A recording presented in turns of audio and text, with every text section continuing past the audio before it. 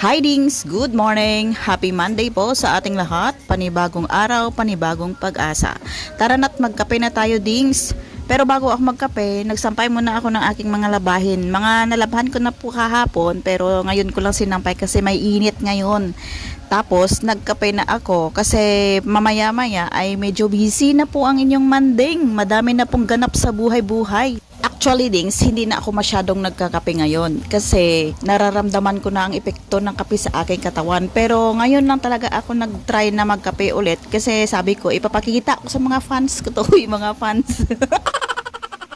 Ang sarap talaga kasi magkape, Dings, dito sa aking hideout kapag ganitong malamig ang simoy ng hangin. Kahit sobrang init na ng araw, malamig pa rin ang simoy ng hangin dito. Kaya sabi ko, magkape muna ako nga. Try ko nga ulit magkape kung ano ang magiging epekto nito.